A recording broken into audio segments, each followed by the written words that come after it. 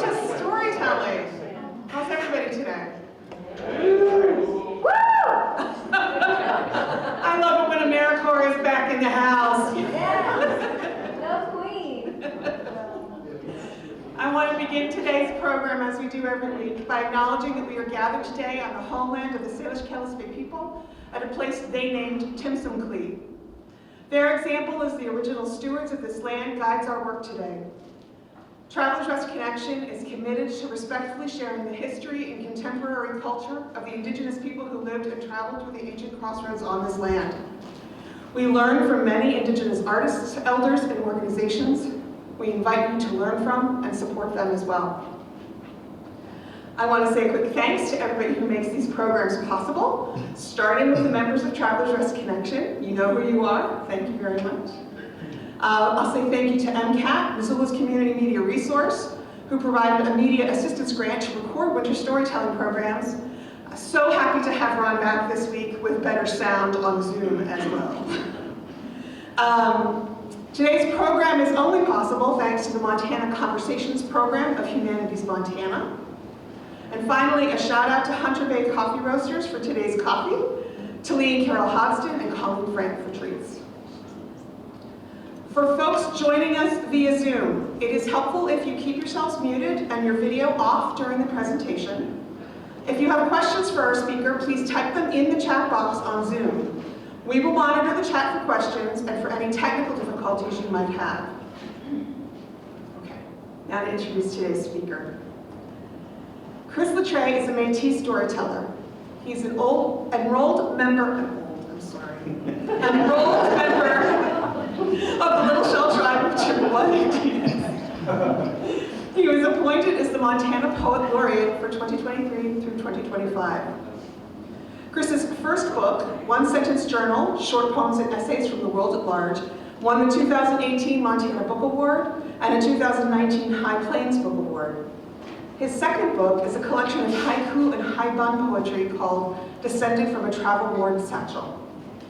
His newest work, Becoming Little Shell, Returning Home to the Landless Indians of Montana, will be published this summer by Milkweed Editions.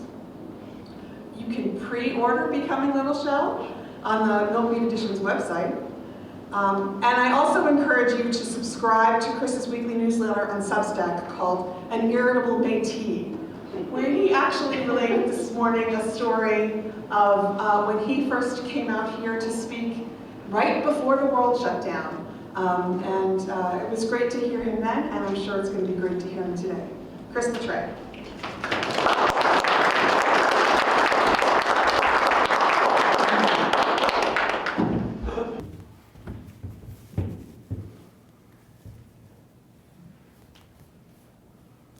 Bonjour, Indinaway Muganadug. That is hello, all of my relatives in Anishinaabe, which is the language of my people. Anishinaabe, Chippewa, Métis, we are many things. Most importantly, we're the most recently federally recognized tribe in the United States. Number 574, which I got tattooed on my knuckles. Because when I do these things, I always forget. It's like I know what I'm about to say and then it vanishes, like right as it's about to leave my lips. Dates, names. I've misnamed a lot of people who I really wanted to drag their real name across history. But that's a number I don't want to forget, number 574. So it's like my Palm Pilot. Remember the Palm Pilots back in the day when you would, like the analog Palm Pilot where you would actually write stuff on your hand? That's the equivalent of this. So I'm here today kind of under the auspices of Poet Laureate, where I'm going to read some stuff, tell a couple stories, maybe poetry, but it's hard to be in here and see representations of my often overlooked Métis ancestors, not want to just launch into a lecture about the history of the Métis and the little shell and all of that, but I'm always happy to take those kinds of questions as well. And just so you know, the official announcement is going to come next week, but you can actually pre-order signed and personalized copies of Becoming Little Shell through Fact and Fiction's website. They're still taking orders for the new Burke book, James Lee Burke book that's coming out Tuesday. So they said, will you not unleash your hordes on us until after that? So So the official announcement will come through my newsletter next week, but you could pull it up on your phone right now and pre-order that thing, which I urge you to do. And like I told my mom, she doesn't have to, amazingly, because I intend to give her a copy, but my other relatives, she has to pay for those. So, coming from a rock and roll tradition, I am never shy about covering other people's work. And as today, the Saturday storytelling kind of being a winter thing, baboon is our word for winter in Anishinaabe. I'm going to begin with a couple great winter poems that other people wrote, and then it's kind of going to go downhill from there. But this one is called The Visitor by John Haynes, who was he was originally a painter, during World War II, and he retreated to Alaska, and his paints would always freeze. So he taught himself poetry, and his first book, Winter News, is one of my absolute favorite books of poetry, and this poem is from that. It's called The Visitor. The door is open, and the shaggy frost fog bounds across the floor and wraps itself about my feet. Restless, it climbs upon my knees. I feel its breath deep in my bones. A spirit in it wants to draw me out past the whitening hinges into the cold, enormous rooms where it lives. Out there, a flickering pathway leads to a snowy grave where something in me has always wanted to lie. Then let it take me, a lost, shivering animal, eyelids shut fast, hands folded, wrapped in a stillness made of ice and starlit tears. That's about the cold, which I love the cold. This is one I literally had fall to my feet yesterday in Big Sky Journal, which is just like the worst example of real estate porn in the world right now. And I was looking at it and trying not to hurl, and I dropped it, and it landed with this poem by my friend C. Marie Furman that's just beautiful. It's called Refuge. I took a picture of it, and I didn't buy the magazine. What if we took a moment to pray for snow? Let's call it salmon weather, and let's stop calling it a nuisance or an inconvenience. Let's pray to the snow as if it is a gift, not for recreation, but of recreation. Let's not worry the cold here in our warm house. Let's pray for everyone to have a warm house. Let the white be cleansing for once in a good way. The righteous, not a color, but something outside the human. Let us not make snow into men, but let it lie over the top of the graves that we have dug for beloved pets, parents, and dreams. Let's stay inside today. Watch from the big picture windows, feeding only the fire and the birds. For once, not complaining that the weather has not met our needs. Look at the snow gathered on the beak of the flicker, how she lets it stay as if she knows what we should, that in time it will nourish everything. I particularly love that because lately there's been about a dozen northern flickers who were the first arrivals to my bird feeders right outside my window. So I don't really start my day until they do. And I love that.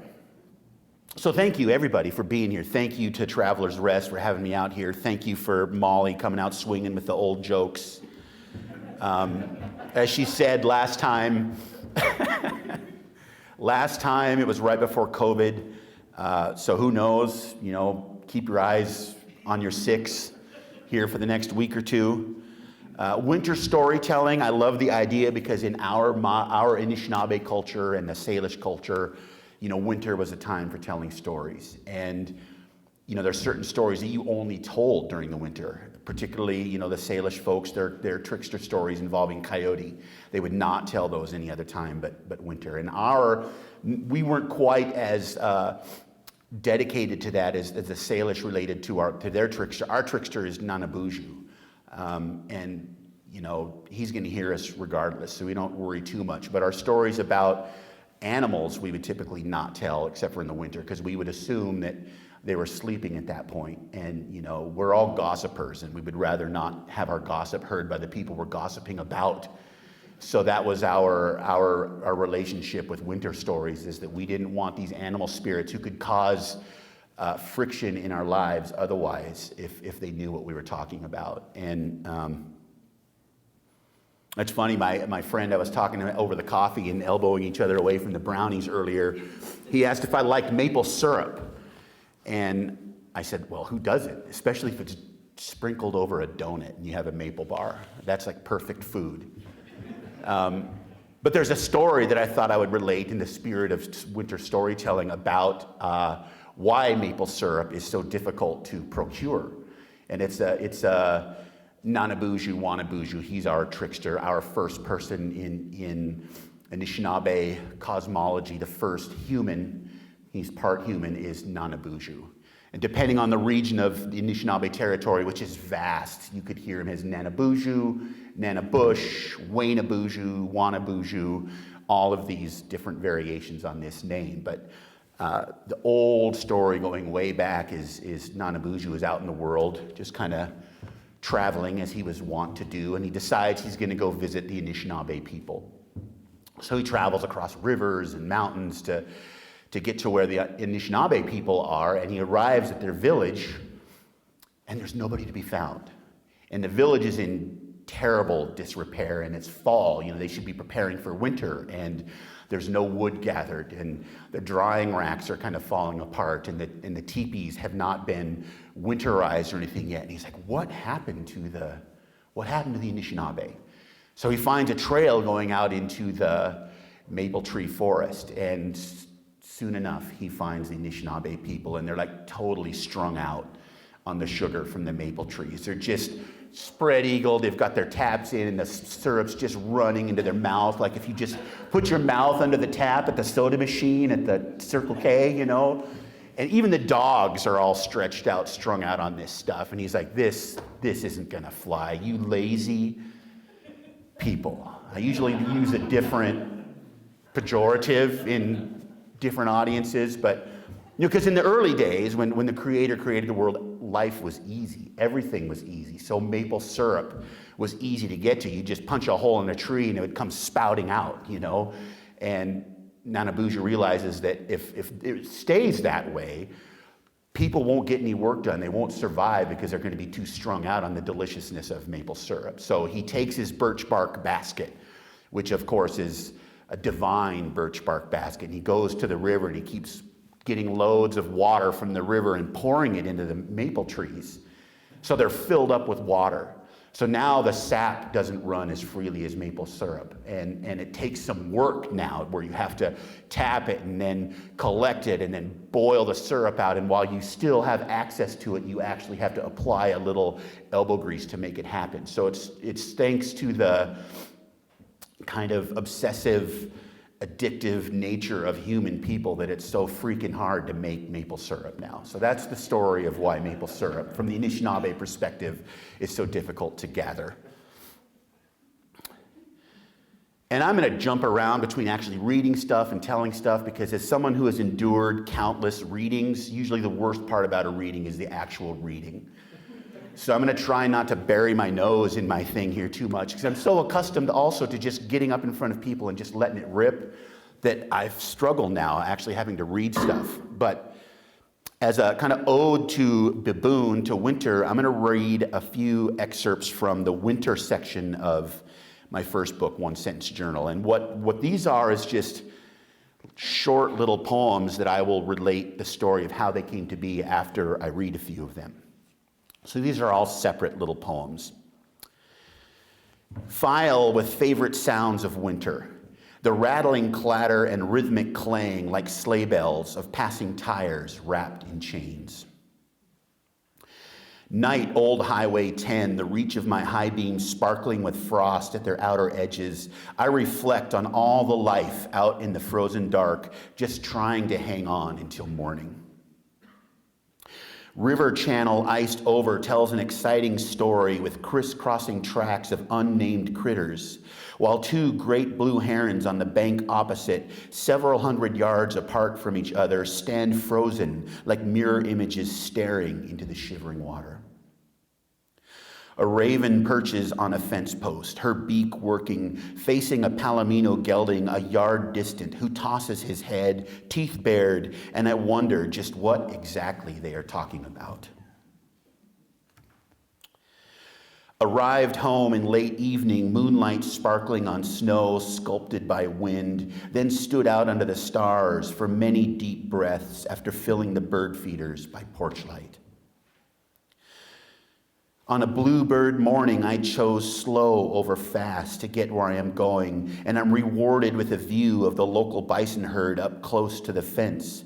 Round backs covered with snow and frost, breath clouds of steam in the sunlight, and two young bulls circling and lunging in a game of playful sparring. Inspired by a book of poems, I write, I am made of boots scraping on snow, frost on the inside walls of my closet, and clouds of breath hanging in the air of my childhood bedroom. And that's for the poet Robert Lee, one of our storied local Missoula poets. Has he ever been here? Has he ever done a reading here?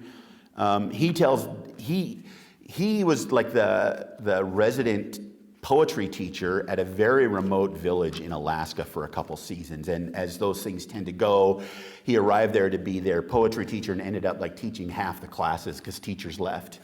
And he put this book out that was a collection of his own work as well as the work of some of his students. And a bunch of them were I am made of poems, and that's what inspired this. The idea of the experiences we have at various points in our lives is what becomes what we're made of. There's the old, you are what you eat, well, you are what you experience, all those things. And mine was a hearkening back to this essay that might be too long to read, but I'm going to read it anyway. Because this time of year, there's always a bunch of smart asses who say, hey, how much gas is in your propane tank? As you will find out why they ask that question based on this essay called My Life in Propane, which kind of explains that last little poem as well.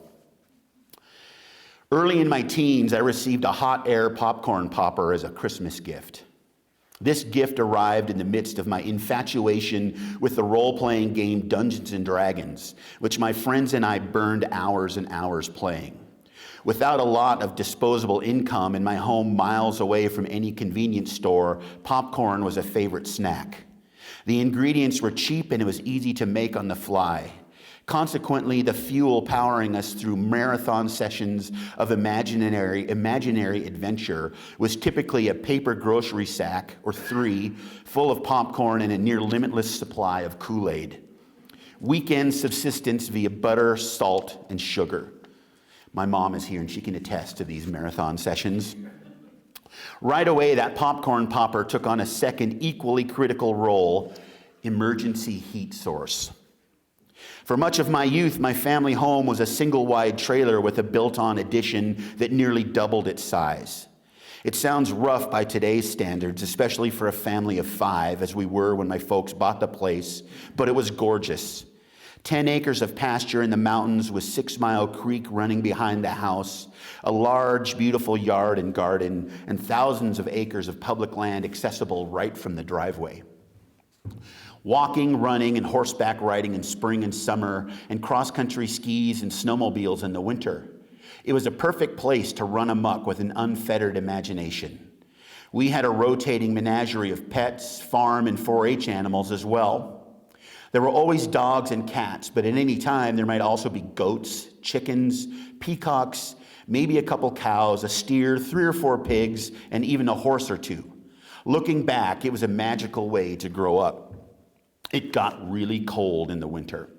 For heat, we had a wood stove in the living room. It was cozy and warm with logs blazing away, and we often had to keep the sliding door open a crack. The trek down the hallway to my room at the far opposite end of the house was a different story. When it got exceptionally cold, the linoleum floor of the hallway would make cracking noises as I walked down it, like the surface of a frozen lake.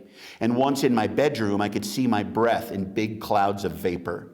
The windows would ice over, and inside my closet, the walls would cake with frost. Sitting bundled up at a card table playing D&D through January and February, my friends and I learned that the popcorn popper would warm the room quickly if we turned it on for just a couple minutes. I would fire it up, then we would take turns rubbing our hands under the plastic hood the air blew out of, like transients at a burn barrel, then shut it down and resume our game. It wasn't that big of a deal for dedicated nerds like us. The house had a propane furnace, but my dad would only allow it at night during the coldest stretches of winter. He was paranoid about it catching fire and burning the house down, so he was pretty resolute in limiting its use. When he did turn it on, my gratitude was unmeasurable. The sound and the smell of the air being forced through the grates in the floor of my room would wake me up in the middle of the night, and the sensation was luxurious as the breath of any goddess from the books of mythology I'd collected, blowing over my body like a warm, soothing blanket. That propane goddess was a bringer of life when it came to the furnace, but she was one of destruction as well. All too often, the propane ran out, and that meant no hot water. There was no fury in hell like that which my sisters could unleash if they took to the bathroom in the dark, early morning before school and there was no hot water for the shower. There was only a thin wall separating my room from the bathroom, and when the hissing and cursing erupted, I knew better than to emerge from my lair until footsteps thundered away down the hall. It wasn't an infrequent occurrence either. We had a large propane tank out near the driveway, but to my memory, it was rare that we ever took delivery to it. Sometimes, yes, but all too often, my dad would just take the little 5-gallon tank, like what we use today for propane grills, and get that filled for use with the house.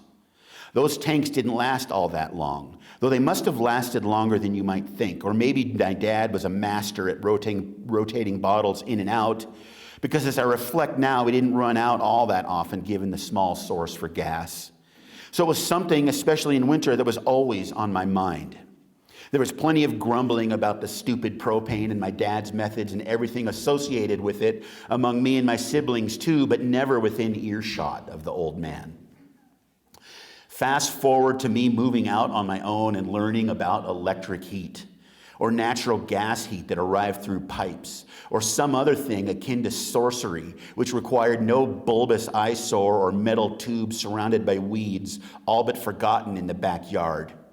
Apartments, a house or two, all with warmth and comfort, just a twist of the thermostat away, with no worry of it ever running out so long as the bill was paid on time, which was, a time or two, a dicey situation of its own.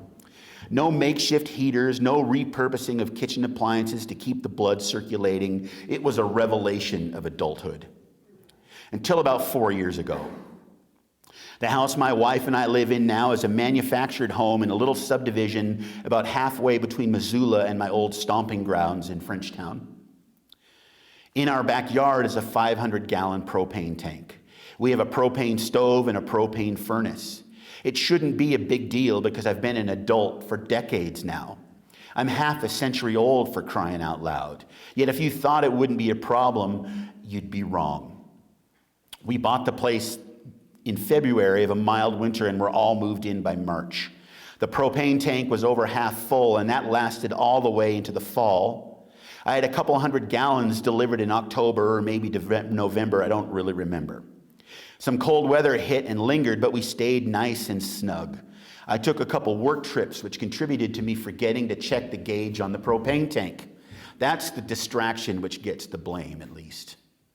Christmas morning, I got up and it was 50 degrees in the house. I didn't understand how that was possible. The thermostat was set to allow a temperature no lower than 60 degrees overnight, and it had worked perfectly all fall and winter. Was something broken? The furnace would start up to run but wouldn't fire. After trying and checking several settings, I didn't really understand, so I put my boots on and trudged out through the snow to the propane tank. The gauge was at 0. The gigantic thing was empty. When I closed the metal cap that protected the gauges and valves, it set off a clanging echo from inside that rang like a holiday bell. The first Christmas in the new house, and I had to go inside and inform my wife, 2 cats, 3 Jack Russell Terriers, and a German Shepherd Golden Retriever that we were going to have to suck it up. The goddess of warmth had abandoned us, like some kind of Santa groupie, to slip away in the night. No heat, no cooking. About the only thing we could do was brew coffee and warm cinnamon rolls in the microwave. In my defense, the entire propane market is a pain in the ass. It's a commodity. It's another nefarious scheme perpetrated by the man to keep common folk down. Propane is traded on a world market and prices fluctuate, sometimes wildly. Prices will typically skyrocket when we need propane the most, like in the middle of winter or during a modest family's feastless Christmas holiday. Buying it in the cold months involves paying the poor tax, i.e. that additional high rate that you only face when you don't really have money in the first place. If you're flush, you fill the tank in the summer when prices are low, then just kind of coast through the winter.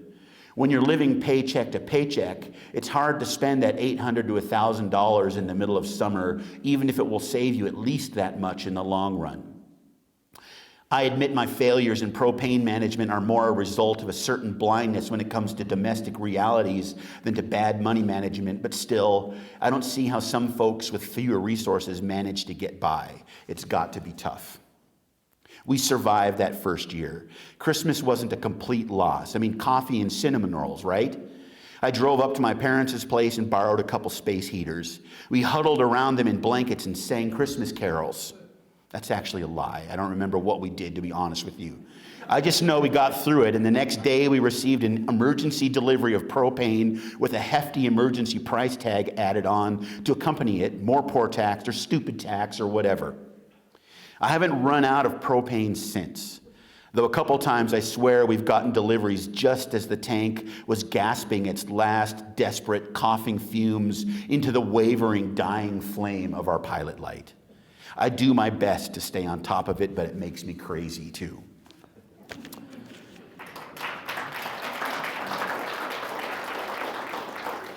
Thank you. So you might wonder, what the hell does that have to do with poetry? And what's a poet laureate? Well, poet laureate means I'm the official poet of the state of Montana. And what I tell fourth graders, because I teach, well, as poet laureate, so for several years I've gone up to the Flathead Reservation and taught poetry to fourth graders, like in Ronan.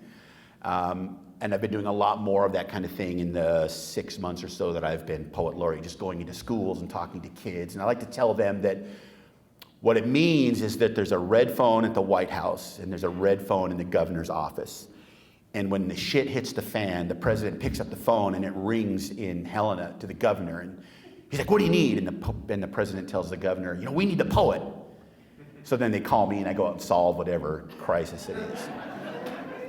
But in reality, it's an honorary position that doesn't come with any, it's not like I got a big check that I got to hold up for Instagram or something. But that's not the point. For me, it's an opportunity to go out and interact with people that typically don't get interactions from the cultural side of our state, because everybody goes to Missoula, everybody goes to Bozeman, everybody goes to Helena, but who goes to Circle? Who goes to Hardin? Who goes to Webo? And when I was chosen for that, I sat down with the folks from Humanities and they said, well, what do we want to do? And I said, let's find all the places that nobody ever goes, and that's where I want to go. And part of it is, it's not some way for me to pat myself on the back for going to these places. It's because I love to get out in Montana, and I'll tell people I'm going to Wolf Point. And they'll say, oh, it's so far. And I'm like, yeah, I know, isn't that awesome? It's gonna take me all freaking day to get there. The winds are gonna be howling and the coyotes are gonna be lined up on the highway to pick the flesh off our bones when we crash and die, but that's perfect for me. And I read that piece and I ask you, what does that have to do with poetry? To me, everything is poetry. Every kind of writing is poetry. And life is poetry. And I don't tell people I'm a poet. I tell people I'm a storyteller. And poetry just happens to be one of the ways that I and many others tell stories. So sometimes it's poems. Sometimes it's essays like my life in propane. Sometimes it's a magazine article. Sometimes it's literally walking out into a room full of people and telling a story. Like we've done it for thousands and thousands and thousands of years. We look at texts like Beowulf, these what we consider the earliest forms of literature because somebody wrote them down. That doesn't mean that indigenous people in North America didn't have stories as old as that to explain the world. They weren't written down because we weren't a written language people, and so many of the people carrying those stories were killed as a part of colonialism. And we are still trying to reclaim a lot of that. And everything that we do moving forward is a return to that. So I love going into schools and telling kids that, yeah, I would love it if you write this stuff down, but if you can just look at me and tell me what's on your mind, whether it hits the page or not, that is what I want you to feel comfortable doing. And it's revelatory for so many kids because so many don't have people who look like me saying, I'm interested in your life. I want to know what your life is like, because we are all walking stories and we are all storytellers. And there's this paragraph I'd like to share from Richard Wagamese, who is an Ojibwe poet, novelist, nonfiction writer from Canada. And he says, all that we are is story. From the moment we are born to the time we continue on our spirit journey, we are involved in the creation of the story of our time here. It is what we arrive with. It is all we leave behind. We are not the things we accumulate. We are not the things we deem important. We are story, all of us. What comes to matter then is the creation of the best possible story we can while we're here. You, me, us, together. When we can do that and we take the time to share those stories with each other, we get bigger inside. We see each other. We recognize our kinship. We change the world one story at a time. And I love that. I tell people, when I talk about poetry as being everything, not just stories and writing, it's the way you live your life. And I relate that back to the 7 grandfather teachings of the Anishinaabe. So the 7 grandfather teachings are like our code for how you should live your life. And each one of those 7 precepts, whatever you want to call them, has an animal associated with it that symbolizes that particular way of living. And I call those animals our grandfathers. And those 7 are humility, which is represented by the wolf. Mi'ingan is the Anishinaabe word for him. Bravery, Magua, the bear. Honesty, Gagagi, the raven. Wisdom, Amik, the beaver. Truth, Misquadasi, the turtle, painted turtle. Respect, Bijiki, the buffalo. And of course, love, Migizi, the bald eagle. So those are our 7. I have to write them down. I know them, but I always I don't have them tattooed on my knuckles yet. Though I am getting a tattoo made to sleeve my arm in it, so that will be another Palm Pilot, only it'll be more of a forearm pilot. Humility, bravery, honesty, wisdom, truth, respect, and love. So those are the things that if you live a life paying attention to those 7 things and you live accordingly, then you're living an Anishinaabe life. And the idea being that if you were living an Anishinaabe life, grounded with the world around you, grounded in those 7 precepts, then every footstep becomes a prayer. And I just love that imagery, the idea that as you're moving through the world, every footstep is a prayer to the world around you, to the world under you, the world above you, with all of your Indinaway Maganadug, all of my relatives. I just love that. So I'd like to present that to students as poetry also, the same idea that if you are living your life according to what I think is important about poetry, which is paying attention to the world around you, everything that I just outlined as an Anishinaabe person, then every footstep becomes a poem.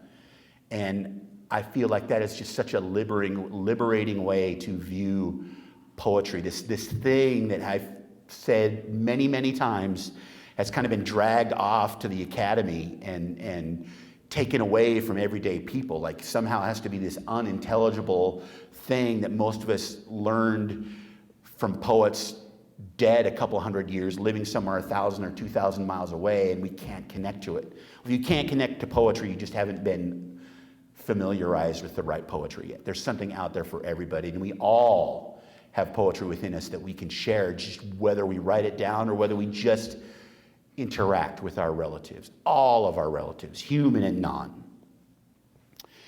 And I've been thinking about those 7 precepts, and it's funny because the one I've been thinking the most about lately is humility. Mingan, the wolf, and humility. Now, why is the wolf the the grandfather for humility. Well, if you think of the world that wolves live in within their pack, they have to rely on each other to survive.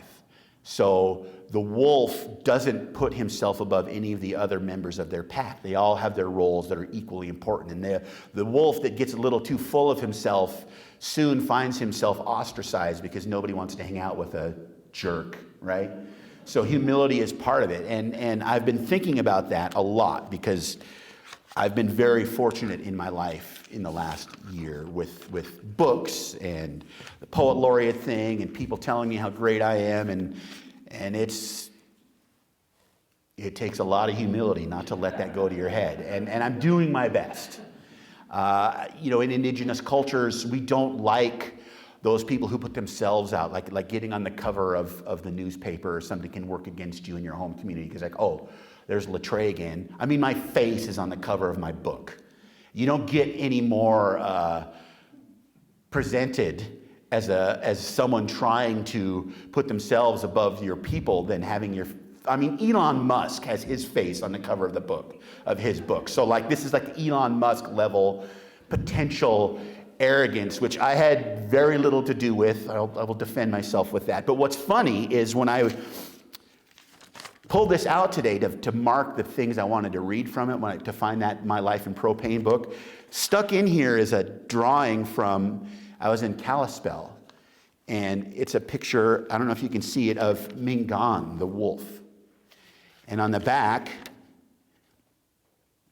it says, Miigwech, thank you, Chris. It has been a very inspiring time today. As a gift, I would like to share one of my haikus with you. It is called Wolf. It's from a young student named Bronwyn. And she writes, Wolf, you watch the land. You watch us for days and days. You keep watching us. And what a thing to find forgotten in my book on the day that I was thinking so much about wanting to come and talk to you all about humility. And the idea that the wolf is watching. So my feeling is,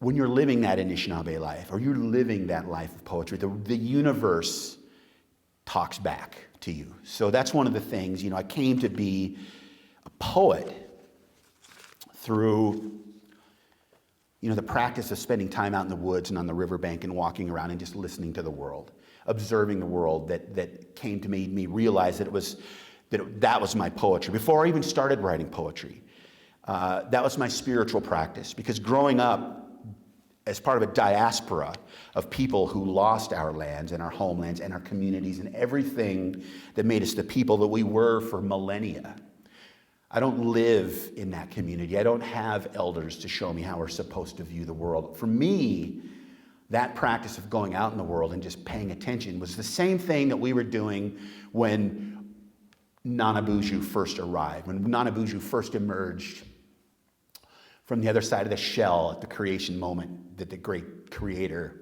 says, the world is perfect, except for one thing. The last thing the world needed were human people. And Nana Buju emerges from this shell that the Creator takes a handful of soil from each of the four directions of Mother Earth, puts it in the shell and breathes through it. Nana Buju emerges and he's out in the world. Now he goes out and he's not telling everybody who they are. He's listening to them tell him who they are.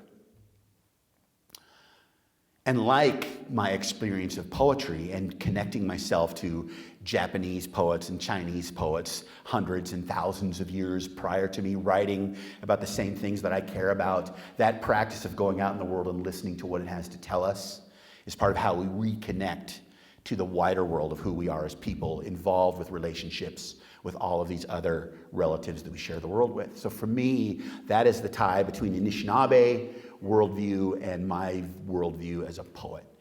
That observation, that connection, that listening, as the great philosopher Rocky Balboa says in the first Creed movie, if you're talking, you're not listening. So for me, that observation, that is the key to everything. So what are we doing here? I'll just read a couple more, and then I would happily answer any questions about anything. This is one that actually I kind of forgot about. As part of being Poet Laureate, I have to write a quarterly, what would you call it? It's not really an essay, like a column for the Montana Arts Council's newspaper that they put out that just came out, and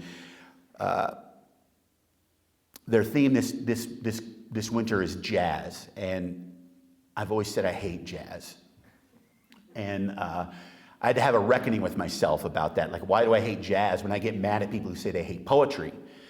And jazz, like poetry, and what amazes me is I kind of went after it in this column, and I thought for sure they're going to say, oh, we can't put that in our newspaper, because I call Henry Ford a Nazi, which he was, and I end the paragraph about him saying that I hope he's do-si-doing in his bitter and hateful grave. Because if we don't know, Henry Ford back in the day, who had to do square dancing, like in PE class? Had to take square dancing. When you'd rather be playing dodgeball and like hitting your buddies in the face, we had to do square dancing. Well, that was Henry Ford. Back in the day, he hated jazz.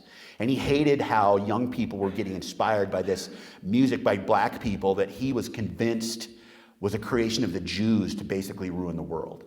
So he had enough power that he could make schools do this thing. We need people to learn these wholesome things, and square dancing was one of them. So we had to do square dancing because Henry Ford said, if we don't have kids square dancing, then they're going to ruin the world, and it's going to be the Jews' fault. I'm just a messenger. You can find that on the internet, in the truthful parts of it.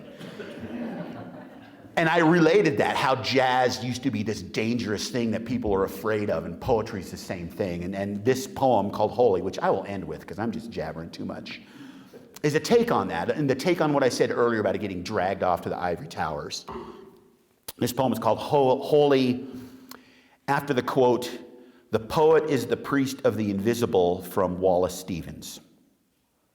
With apologies to any Wallace Stevens fans in the room. If a poet is a priest, then I guess it is time to quit writing poems, because I don't aspire to be the leader, spiritual or otherwise, of anything. To say nothing of the baggage that comes attached to such a word, like a bloated and infected tick, spreading sickness and slow, painful death. Tell me where any priest has ever gone, where the souls already there are any better off for it. I prefer my poems, like my spirit, to lean more heathen, away from the notion of robe-wearing devils preaching salvation from behind the muzzles of colonial rifles disguised as scripture. Justify the missionaries' existence all you want, but first acknowledge their invisible, those unmarked graves left in their wake.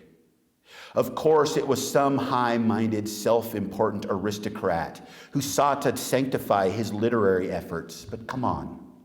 These poems are words, a spell certainly for some, a refuge even for others.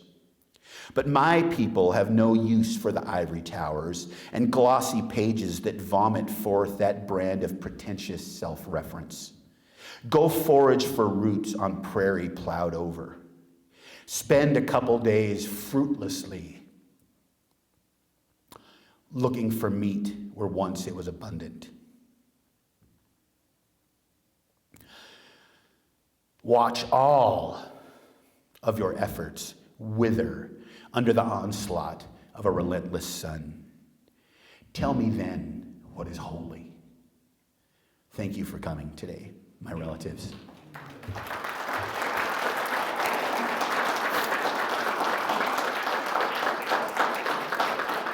And I will happily answer any questions about poetry, about the little shell, about Métis, about that dude sawing on a fiddle over there. That's as Métis a representation as you're ever going to see. Right down to the sash he's wearing. Which if you see a sash like that, you're looking at a Métis guy. Anybody have any questions? Are there any from the Zoom? Or I know you said you had some, Molly. I'm going to have Clay's going to watch the Zoom for questions. Okay. All right. If anybody has a question in the room, please just raise your hand. But if not, Yes. I just have a comment. I taught in Fraser for a year. Okay. And then we had an artist in resident, and I had to drive him to Plentywood. Plentywood, that's I have. So, in fact, I have a poem right here that was right after I drove through Plentywood, if you want to hear it. So I was coming back literally from my first trip ever through the Turtle Mountain Reservation, which the Turtle Mountain Chippewa Reservation, the Little Shell, we are so related to the Turtle Mountain people that I could disenroll Little Shell today and probably enroll Turtle Mountain tomorrow. We are the same people. We were all once called Pembina Chippewa, and Little Shell, who we are named after, was a hereditary chief of the Pembina Chippewa, and he's the one who at least was able to secure that reservation, including the Turtle Mountains, and the Pembina became the Turtle Mountain Chippewa. And this is a long story in a book that I told you can pre-order as soon as you leave this room. So we're that related, and I was out there for the first time, and I was driving back, and I hit Plentywood right at dusk, and the next 2.5 hours was the most harrowing drive I've ever made, because I have never seen so much wildlife on the highway as what I experienced that night. This was in October. And this is the highway that's north of the High Line. It's like the really high line. And I mean, at one point, I come to a stop, and there's a dead porcupine at the far end of my headlights, and a coyote, like, standing in the middle of the road looking at me like, what are you doing here? And beyond that is like 15 deer also looking at me. I'm like, what are you doing? But this poem, I stopped, took a roadside bathroom break a little later, and this poem was a result of it. It's called Highline. It's almost like we planned this. Night sky over a gravel road, rocks big enough they cast shadows in my high beams, which I turn off to revel in a moonless night of darkness darker than I've ever imagined, if not for the impossible stars spreading across the sky like shards of broken glass, millions and billions of miles away. Or maybe they are sequins I might wear on a velvet jacket for when I take to the stage to croon my deep and endless love for this place. How it swells my heart to bursting out of my chest into billions more tiny pieces that find their own place to add light to the distant universe, where one day another lonely traveler may look upon them and wonder about all that love and all that heartbreak. That's Highline. Thank you for prompting that. Any other comments that I can turn into a poem? Yes. Oh, come back. So I'm a dedicated listener, and so if I may indulge myself in that, I'd like to listen to you share with us what kinds of things you most like to listen to. Birdsong. Birdsong. Wind in the trees. You know, there was a time I'd have said, Iron Maiden, and I will fight you over that, which I still love that. But anymore, I don't really listen to music anymore that much. I am so enamored with opportunity to listen to the natural world that when I get a chance, that's what I want to listen to. Do you mean like music-wise or just in general? That's it. Water, running water. You know, there's a reason all these high-powered CEOs ruining the world have fake little fountains in their office. It's for them to maintain a little touch with humanity as they burn the world down.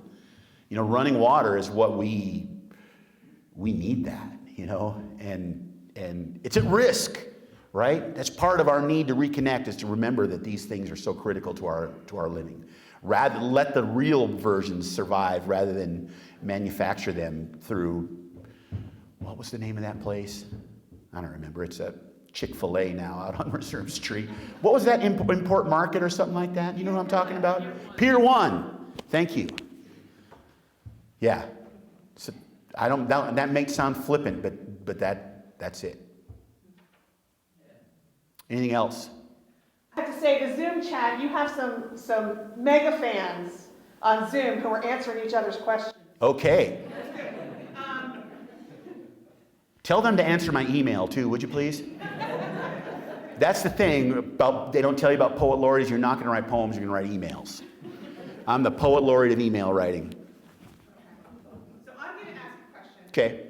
There was this great article earlier this month about a program that you did in the Charcusta News. Yeah. And I'm hoping everybody on Zoom can hear me because I'm standing close to Ron's mic. They finished the article with a quote about that you said about how we're already ancestors and we're descendants at the same time. Uh-huh. I loved what you were saying before about how we're all stories and we're all storytellers, we're all ancestors, we're all descendants. How do you feel, I mean, I guess talk a little bit about the legacy of creating art and what that means in terms of ancestors and descendants.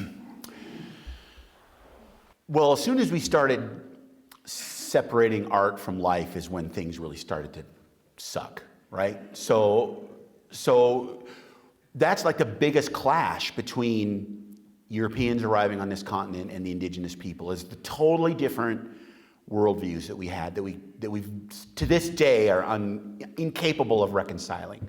Part of that, like the idea of being an ancestor and a descendant at the same time, is just the worldview of a circle versus a linear path. So everything that's ever happened in this place is happening right now, even as we see ourselves a couple hundred years later doing something different.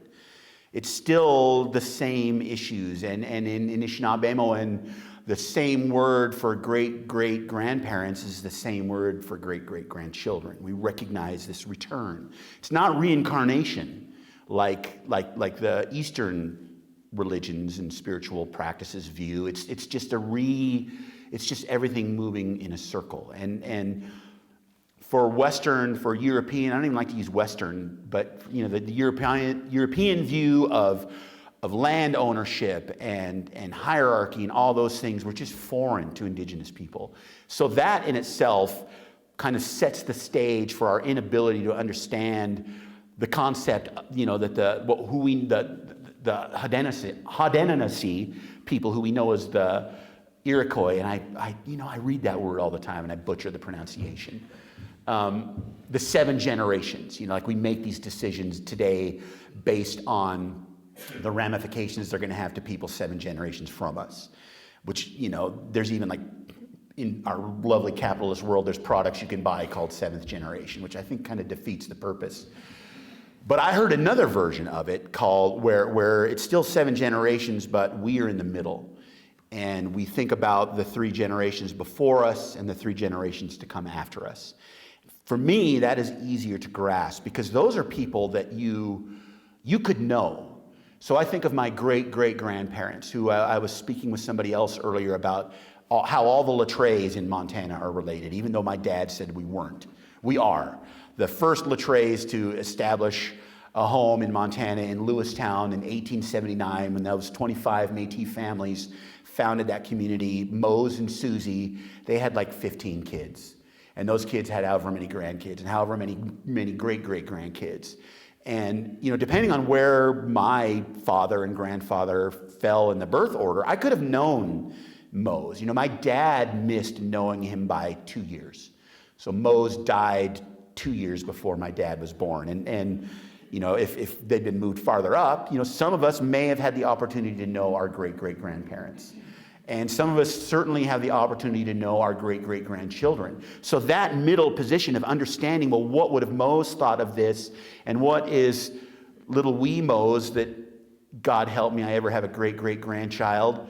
What am I doing today that is going to reflect in both directions? And I think that's a pretty profound thought that you can carry with you as you move through your life, whether it dictates your actions or not. But I think the act of thinking about it is important. And we're too focused on our own immediate, oh God, Netflix is down, and so what, right? I also like to point out, especially with students, when I ask them questions about their great-grandparents and their great-great-grandparents and how long ago that seems, which it can, but Mose and Susie and those families, they were among the last generation to hunt wild buffalo on the plains.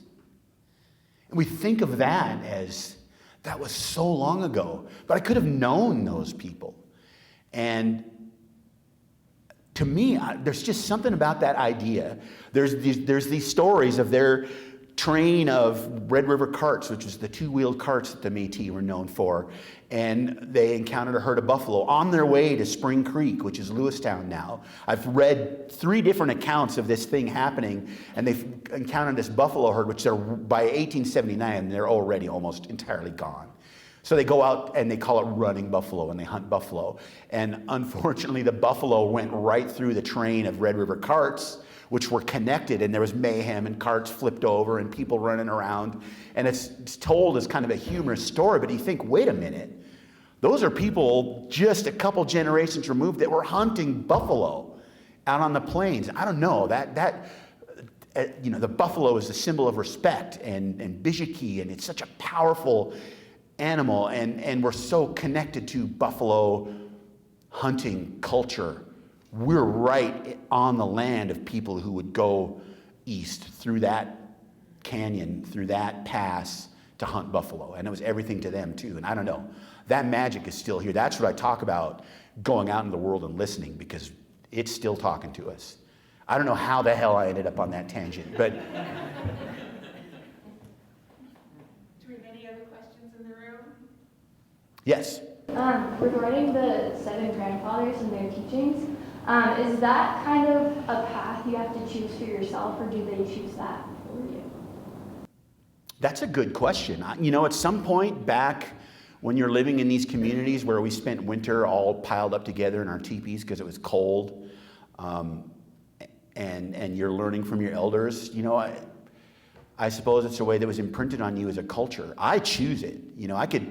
The Métis, after 100 years, became devout Catholics after initially being people who incorporated Catholicism into our indigenous worldview to create something unique. That's part of what makes us Métis, and a lot of people think about, even down here in Stevensville, it was a Métis guide, Gabriel Prudhomme, who died at Fort Owen, who brought DeSmet and his people up from Fort Hall to Stevensville to establish that first mission. So every one of us in this room is at a point where we can choose our spiritual path. And some people will say, well, you're talking to a bunch of white people about Anishinaabe culture. Aren't you giving them an open door to appropriate? It's like, appropriate it all you want. Our elders will tell you that. If you find peace and connection through our teachings, then take it. Don't pretend like you invented it, and don't monetize it. But if living according to love and respect and integrity and wisdom and strength and all that helps you get through the day and helps you have a positive impact on your community, then by all means, I could give you books to read if you want, Yeah, so I choose it. But at the same time, I kind of feel chosen by it too. Otherwise, why would I feel so strongly about it? I don't know. Anything else? Well, I appreciate miigwech, chimiigwech. Thank you very much, or thank you very big for coming. Appreciate it.